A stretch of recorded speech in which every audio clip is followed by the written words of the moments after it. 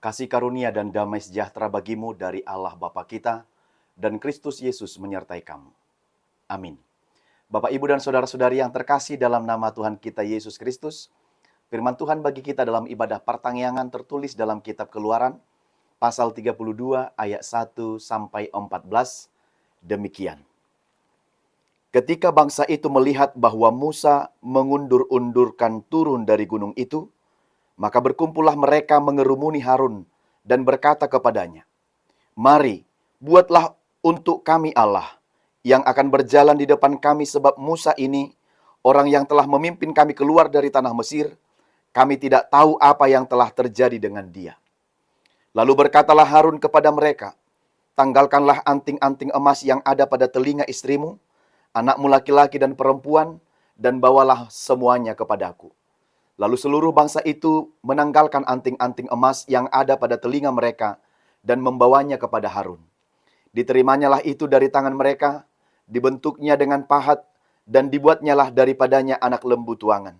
Kemudian berkatalah mereka, "Hai Israel, inilah Allahmu yang telah menuntun engkau keluar dari tanah Mesir."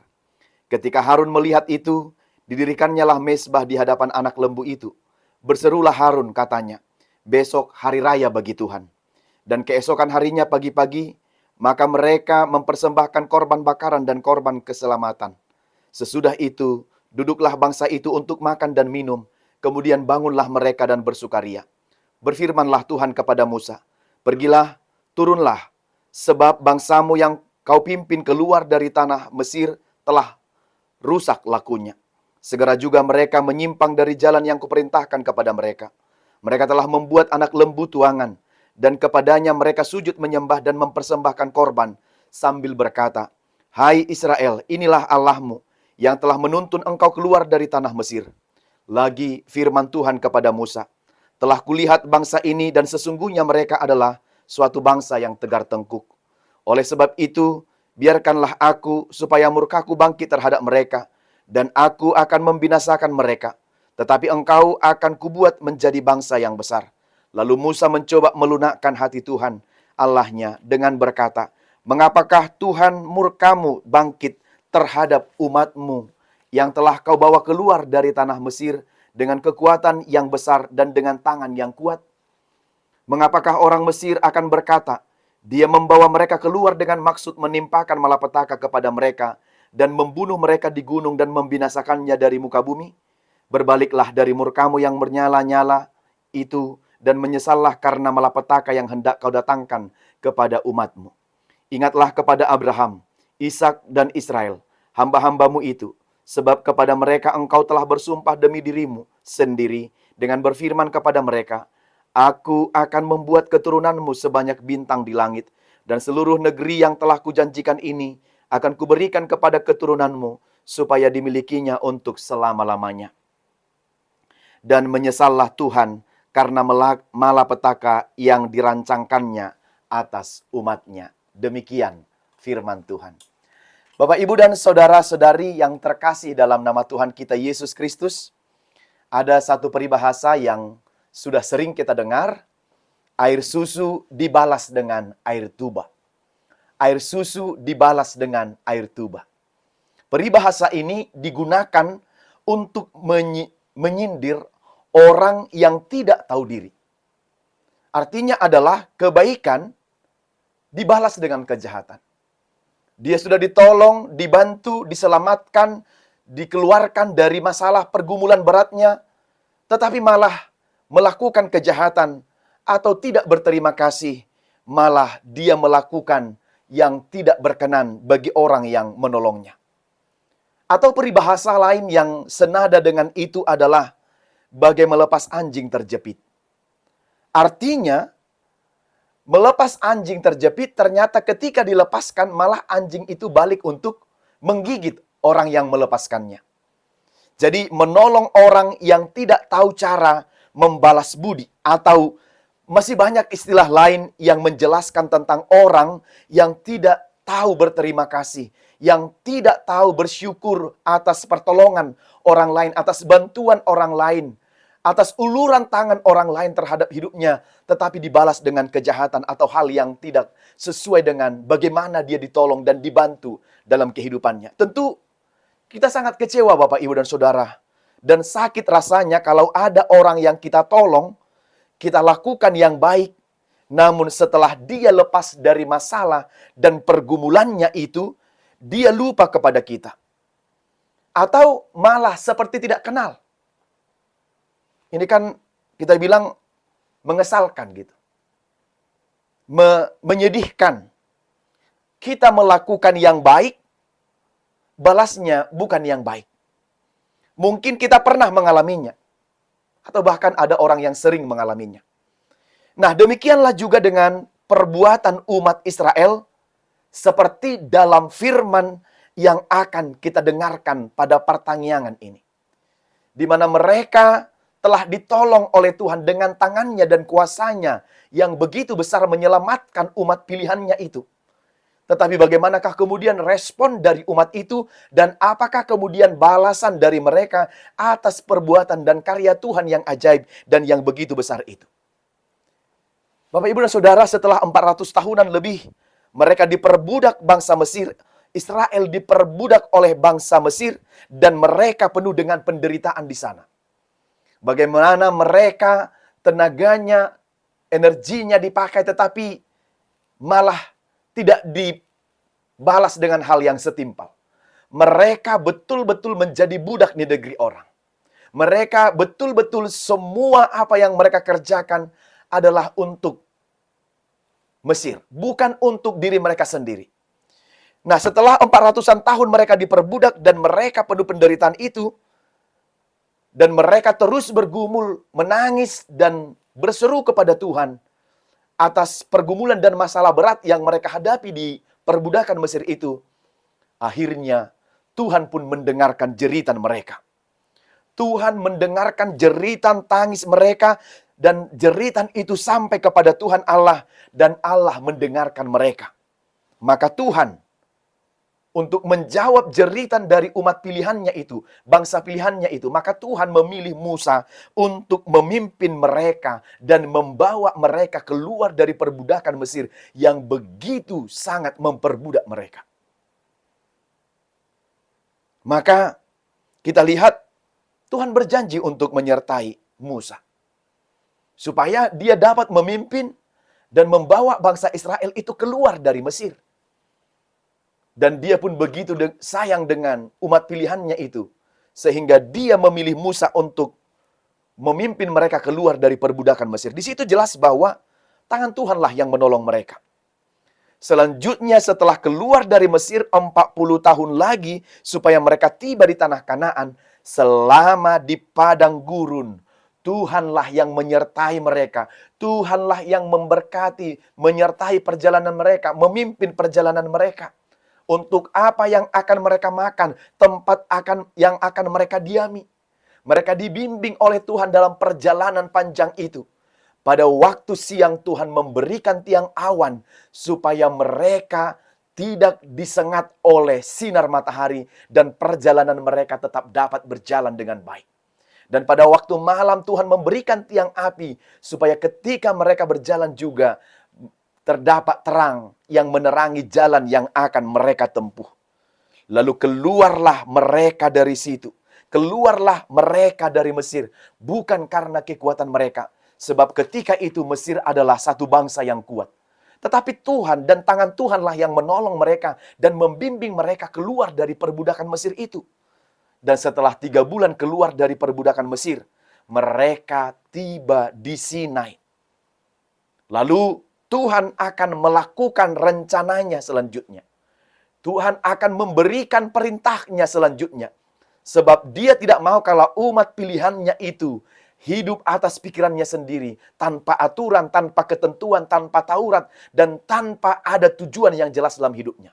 Oleh karena itu setelah 3 bulan keluar dari Mesir, mereka tiba di Sinai. Lalu Tuhan memanggil Musa untuk naik ke gunung Sinai untuk menerima 10 hukum Tuhan dan aturan-aturan lainnya seperti yang kita bisa lihat dalam Keluaran pasal 20 sampai pasal 23. Bagaimana Tuhan memberikan 10 Taurat itu dan aturan-aturan yang lainnya yang harus mereka penuhi dan harus mereka taati dalam perjalanan kehidupan mereka sebagai bangsa dan umat pilihan Tuhan.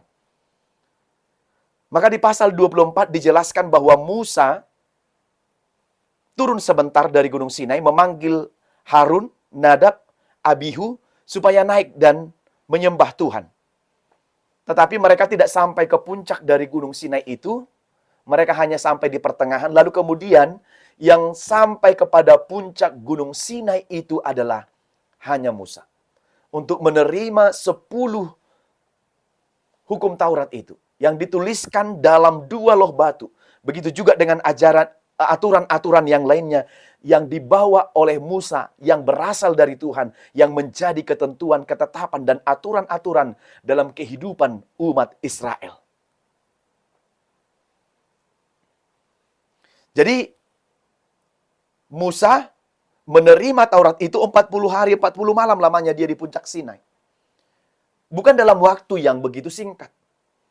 Itu sebabnya ketika dia berada di sana begitu lama, maka orang-orang Israel itu, bangsa dan umat pilihan itu mulai ragu.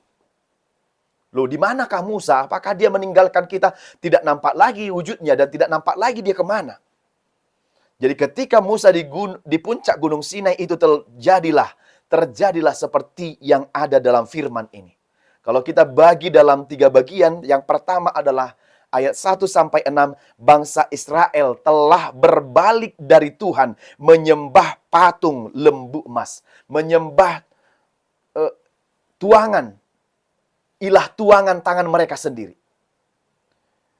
Hanya 3 bulan berlalu, mereka jelas melihat perbuatan tangan Tuhan yang melepaskan mereka dari perbudakan Mesir. Mereka jelas melihat bahwa Tuhanlah yang melepaskan mereka dari perbudakan itu dengan mata kepala mereka sendiri. Namun, mengapa secepat itu kemudian mereka berbalik dari Tuhan? Baru saja mereka berjanji memenuhi firman Tuhan, tetapi tidak tepat janji. Mereka ingkar terhadap janji karena kebosanan mereka untuk menanti Musa turun dari Gunung Sinai itu. Setelah 40 hari, 40 malam, dia berada di puncak Sinai itu. Maka mereka, bangsa Israel, meminta Harun untuk membuat Allah, membuat ilah bagi mereka. Mereka bilang kalau Musa bermaksud mengundur-undurkan turun dari gunung. Jadi ini menurut persepsi mereka sendiri, pikiran mereka sendiri. Setelah lama mereka menanti 1 bulan lebih, Musa tidak turun-turun dari Gunung Sinai itu. Mereka bilang kalau Musa itu bersengaja untuk tidak turun-turun atau mengundur-undurkan untuk turun dari gunung itu. Oleh karena itu, mereka bertindak, melakukan sesuatu hal. Mereka menemui Harun dan mereka berkata, buatlah untuk kami Allah yang akan berjalan di depan kami. Sebab Musa, kami tidak tahu apa yang terjadi tentang dia. Kami nggak tahulah tentang dia. Sudah 1 bulan lebih dia tidak turun-turun. Kalau sebenarnya dia mau menerima apapun itu, aturan-aturan apapun itu dari Tuhan Allah yang kita percaya menolong kita. Lalu kenapa sampai hari ini dia belum turun?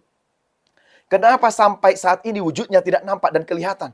Karena itu mereka mendesak dengan begitu keras kepada Harun. Sekarang buat bagi kami ilah yang akan kami sembah, yang akan menuntun perjalanan kami. Dan dialah yang akan menolong kami, berjalan di depan kami. Karena tidak tahu-tahu lagi kami kemana Musa itu. Yang perlu buat ilah bagi kami. Harun, saudara Musa itu sebagai juru bicara Musa. Dan selama Musa di puncak Sinai, maka Harunlah yang mengurus perkara orang Israel. Selama Musa di puncak. Tetapi Harun menyetujui permintaan umat itu. Walau memang dia tahu bahwa permintaan itu tidak bagus, tidak benar. Maka, tetapi kenapa kemudian dia menyanggupi? Dan Harun menyanggupi sebab desakan-desakan, tekanan-tekanan dari umat Israel itu yang mendesak segera, buat bagi kami ilah. Buat bagi kami Allah yang akan menuntun kami. Kami tidak mau tahu mau bagaimana Musa di sana, dan kami tidak tahu kapan dia akan kembali. Yang perlu bagi kami sekarang, buat Allah bagi kami yang wujudnya dapat kami lihat, yang bentuknya dapat kami lihat. Kami tidak peduli mau bagaimanapun. Maka Harun pun melaksanakannya. Dia berkata, tanggalkanlah anting-anting emas yang ada pada telinga mereka dan membawanya kepada Harun, anting-anting emas istri, anak laki-laki dan perempuan mereka, dan mereka memberinya kepada Harun. Maka dibentuknyalah dengan pahat dan dibuatnyalah daripadanya anak lembu tuangan. Anak lembu tuangan. Jadi berbentuk lembu dari berbahan emas. Yang diambil dari umat Israel itu, dari anting-anting atau apapun yang mereka miliki, dan dibentuk menjadi sebuah patung tuangan. Lalu dia berkata, hai Israel, setelah selesai semuanya dibentuknya dan dibuatnya, inilah Allahmu yang telah menuntun engkau keluar dari tanah Mesir. Lalu didirikannya mezbah di depan anak lembu itu. Harun berseru, besok hari raya bagi Tuhan. Mereka melakukan hari raya dengan lembu tuangan itu, mempersembahkan korban, lalu mereka makan dan minum dan bersukaria. Yang pasti jangan jelas di sini kelihatan bahwa mereka telah membentuk patung tuangan emas itu untuk mereka percaya dan mereka yakini. Yang pasti Tuhan dalam Tauratnya, dalam titah yang kita dengar, tidak ada Allah lain selain daripada Tuhan. Jangan perbuat bagimu patung yang menyerupai apapun untuk disembah dan bertakwa kepadanya. Maka yang perlu mereka jaga adalah pemujian, penyembahan mereka harus murni kepada Tuhan, bukan kepada ilah-ilah yang lain. Bagian yang kedua ayat 7-10. Maka Tuhan marah kepada bangsa Israel. Kenapa? Kenapa Tuhan marah? Melihat penyembahan atas lembu tuangan itu, maka Allah menyuruh Musa turun dari Gunung Sinai untuk menemui umat Israel. Karena Tuhan sudah memperhatikan laku mereka, tindakan mereka. Bahkan Tuhan bilang, sebab bangsamu yang kau pimpin itu. Biasanya Tuhan tidak pernah memakai kata bangsamu. Tapi bangsaku, sebab Tuhan yang memilih itu, menjadikan itu menjadi bangsa dan umat pilihannya.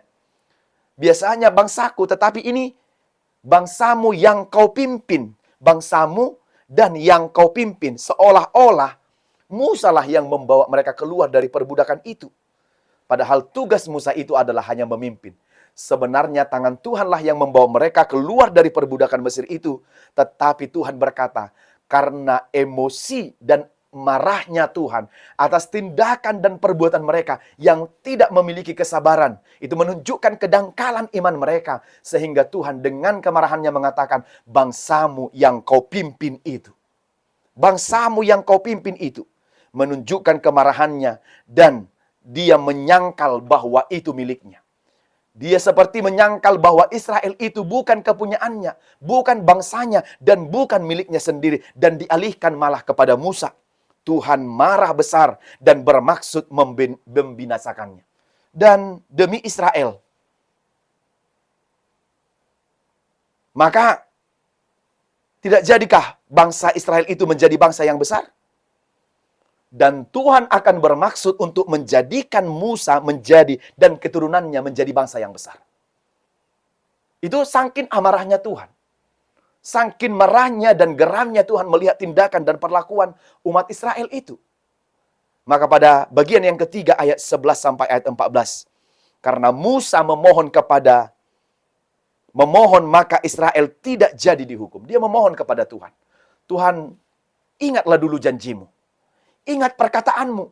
Jangan sampai Tuhan itu bisa dinilai dan didikte oleh ilah-ilah lain atau bangsa Mesir. Padahal sudah terbukti kuasamu dan kebesaranmu. Tanganmu yang menolong dan menopang umat itu keluar dari Mesir. Lalu kenapa sekarang seperti ini? Musa pertama-tama tidak tergoda sekali menjadi bangsa yang besar. Musa juga mengingatkan bahwa bangsa Israel lah seperti yang telah dijanjikan oleh Tuhan akan menjadi bangsa yang besar. Maka Musa memohon kepada Tuhan dan meminta supaya Tuhan surut akan murkanya serta hukum yang dilakukannya untuk Israel. Tolong Surutlah kiranya murka-Mu Tuhan. Ingat janji-Mu, ingat apa yang Tuhan ucapkan kepada umat itu dan bangsa itu.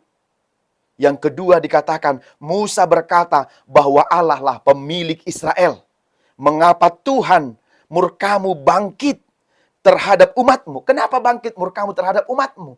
Engkau yang memilih, menjadikan, menetapkan, mengeluarkan dari Mesir, mereka berpaling daripadamu. Bukankah itu tetap menjadi milik-Mu? Itu adalah kepunyaan-Mu yang telah Kau bawa keluar dari Mesir, dan kekuatan besar dengan tangan yang kuat.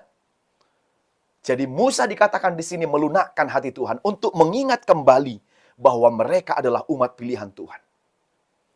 Yang bagian berikutnya, kalau Israel binasa, maka Mesir akan menghina Tuhan.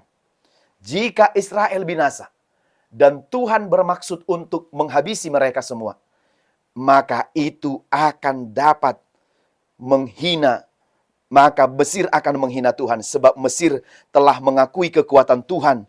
Dan kalau Israel musnah, itu berarti kehinaan bagi Tuhan. Yang berikut, Tuhan telah berjanji kepada nenek moyang mereka. Nenek moyang mereka Abraham, Ishak, dan Yakub, bahwa akan menjadikan mereka menjadi bangsa yang besar. Kalau mereka dibinasakan, maka Tuhan berarti ingkar terhadap janjinya. Tuhan tidak setia dengan ucapannya. Tuhan itu tanda kutip pelin-pelan. Tidak sesuai dengan apa yang telah diomongkannya. Maka mendengar permohonan Musa itu, hati Tuhan kembali lagi bahwa Dia tidak akan jadi melakukan hukuman bagi Israel. Tuhan itu kembali mengingat janjinya kepada umatnya, dan Dia akan menolong umat Israel itu. Dan Tuhan akan membawa mereka sampai kepada bagaimana Dia memfirmankan umat itu akan tiba di tanah perjanjian. Dan mereka tetap akan menjadi bangsa yang besar. Dan melalui mereka, semua bangsa di muka bumi ini akan mendapat berkat. Dan itu terjadi. Dan itulah yang kita nikmati dan kita rasakan sebagai bangsa dan orang-orang yang percaya kepada Tuhan hingga saat ini. Maka apa yang mau disampaikan firman Tuhan bagi kita? Yang pertama, jangan perbuat bagimu ilah lain. Kalau Tuhan memanggilmu sebagai orang percaya, tekuni, imanilah itu dengan baik. Hidupi dengan baik. Jangan mendua hati. Banyak orang yang dipanggil tetapi sedikit yang terpilih. Banyak orang yang sudah dijadikan, dipanggil menjadi orang percaya kepada Tuhan. Tetapi lihatlah, ada juga orang yang berpaling dari Tuhan dan tidak mau mempercaya Tuhan sampai pada akhir kehidupannya. Tidak mau setia, sehingga tidak memperoleh mahkota kehidupan. Seperti dalam Wahyu 2 ayat 10c. Hendaklah engkau setia sampai mati, dan aku akan menganugerahkan kepadamu mahkota kehidupan. Maka jangan pernah ada ilah lain bagi kita. Baik ilah-ilah dalam rupa modern zaman ini. Harta, uang, jabatan, posisi, bahkan memperilahkan ke perkembangan, ilmu, pengetahuan, teknologi zaman ini. Sehingga orang tidak memerlukan lagi Tuhan dalam hidupnya, pikirnya. Tetapi semua itu adalah hanya ilah yang akan menjauhkan kita dari Tuhan. Jauhkanlah semua itu. Semakin dekatkan hubungan kita dengan Tuhan. Rekatkan dan eratkan supaya kita tetap bersandar pada Tuhan saja. Yang kedua, kasih Tuhan lebih besar daripada amarahnya. Ya, Tuhan itu memang marah. Semarah-marahnya. Tetapi Dia lebih besar kasihnya ketimbang marahnya. Sebabnya hati Tuhan selalu berulang-ulang berbalik untuk menerima kita orang berdosa supaya kembali ke jalan yang benar. Bukankah itu juga yang dilakukan oleh Tuhan bagi kita? Berulang-ulang kali kita berdosa, tetapi Tuhan memberikan pengampunan karena kasih-Nya yang besar itu. Yang ketiga, Tuhan setia kepada janjinya, dan karena anugerahnya saja kita tidak dihukum. Tuhan setia kepada janjinya. Karena anugerahnya kita tidak dihukum. Karena itu, tetaplah hidup dalam Tuhan, setialah dalam kehidupan kita, supaya kelak kita tidak mendapat hukuman, tetapi memperoleh kehidupan yang kekal. Amin. Tuhan Yesus memberkati.